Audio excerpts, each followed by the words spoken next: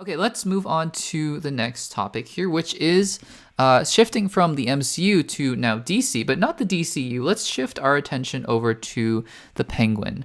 Now, for those of you who've been watching the channel for a little bit of time, you'll know that I was a huge fan of the Batman as a standalone Batman film.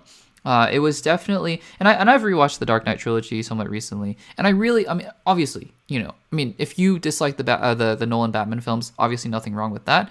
But there are very few people who, as a whole, really dislike the three films in the Nolan Batman trilogy as a whole. That being said, I was really excited for the Batman to come out when Matt Reeves was going to direct it with Robert Pattinson. He looked great in the suit. And by the way, that Batman suit is still, I think, it's the best Batman suit that's ever been put to live action. I maintain that. It's grounded enough. It looks like armor, but it looks still comic booky and Batman-y enough, which I love about that.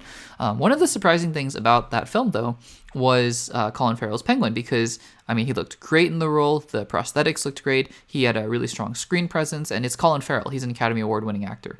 And so when they announced that they were going to be doing a Max series about the Penguin, I thought that was interesting.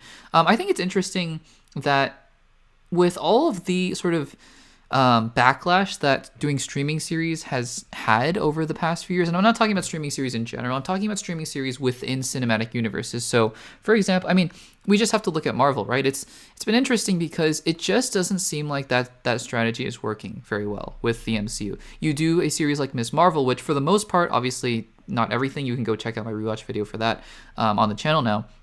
But with Ms. Marvel, it was a character that was generally beloved, right? Whatever you think about the series as a whole, the character was really well received, and then you put her in a film like the Marvels, and it doesn't do well. It doesn't do well for a whole host of factors at the box office that aren't just due to Kamala Khan. And in fact, I would argue that Kamala Khan probably boosted the box office a little bit, but still, just case in point is that putting these streaming characters on a film and vice versa, where you have, for example, even a Wanda Maximoff who kind of turns heel at the end of WandaVision and then becomes the villain in Doctor Strange: The Multiverse of Madness, people were kind of confused if they hadn't seen WandaVision. So it's interesting to me that DC now is doubling down on this strategy, both in the DCU, where James Gunn has said we're going to do animated and live action series that are, in continuity with the DC. We'll have to see how he handles that, right? If they're going to bring TV characters over into the movies and vice versa. But not only that, we're going to be doing that as well with their other adjacent Elseworld properties in the DC universe. And the Batman universe is certainly one of them.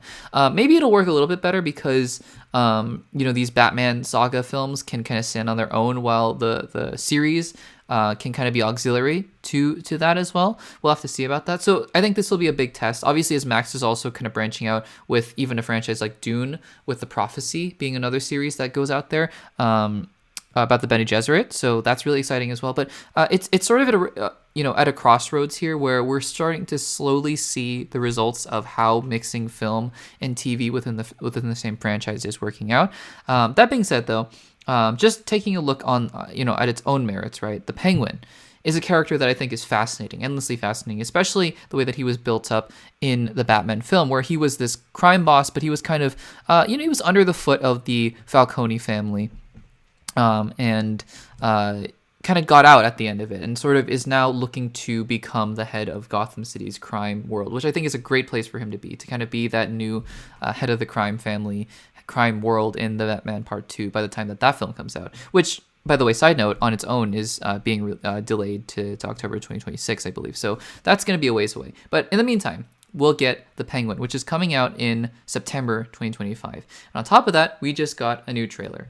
So again, everything that has come out of this Batman universe, and granted it's only been that one film and then some other promo material from the Penguin, but everything that's come out of this universe has been fantastic. I've loved every second of it. The aesthetic is it's gritty and it's grounded, which I know is an overused phrase when we're talking about DC, but it works within this universe because it feels more fitting for this version of Batman, right? Where this Gotham City is sort of like not not talking about dark in tone, but dark in terms of even just the lighting and everything that's going on, where it's not muddled, right? It has a very distinct aesthetic. It's almost like there's an orangey kind of fiery glow to this city. I don't know how to explain it, but compared to the Snyderverse kind of Batman Gotham City scenes that we get in Batman v Superman, it has a very particular aesthetic to it, and I think that aesthetic leans itself very readily to a series like The Penguin. So in the trailer, we get to see more of Colin Farrell being Colin Farrell as the Penguin. He looks fantastic. We get to see even some shots of some other famous actors like Clancy Brown, who I love. But really, what this story looks like it's going to be is Oswald Cobblepot is his name, I believe. Oz's ascension, right, to being that kingpin of the crime world in Gotham City, which I think is a fantastic idea for this story. And, especially doing something with Max, right, where Max is not afraid. I mean, if you've seen the catalog in Max, they're not afraid to make series that are gritty and dark, and go for it in a way that Disney Plus simply can't. Like, we all kind of hoped that the Book of Boba Fett would be this kind of gangster story with a crime syndicate, and it turned out just to be a very boring and lackluster series on Tatooine. And I think that you have this Penguin series here that has the potential, as we see in the trailer, with the Maroni family now and Falcone's. So you have Sal Maroni in the series, and then you also have the son and daughter, I believe, of the Falcone of Carmine Falcone. And I think that's just super interesting because it looks like the daughter has a vendetta as well, whether it's against Oz or just sort of her own vendetta to kind of be at the top now is super fascinating to me. Obviously, all the connections here with Gotham City, with the flooding at the beginning of the trailer where you see Oswald kind of looking out and saying, that guy, who I'm assuming he's referring to Batman, could be the Riddler, but I think it's Batman, ruined the city. I love that. Just the aesthetic overall. It doesn't look like it's going to be the most, fun series to watch. And by fun, I don't mean engaging. I just mean, uplifting or anything like that. You don't really expect that from a series like this, though. I think what we're getting ourselves into is just a series that has a lot of intrigue, a lot of mystery, a lot of crime, a lot of thriller aspects in there. And I'm just super excited about that. I think that anything, especially with the long wait between the Batman and the Batman Part 2, it'll be 4 years, as assuming that everything is on schedule for the Batman Part 2, which is not a guarantee now, especially since it's been delayed.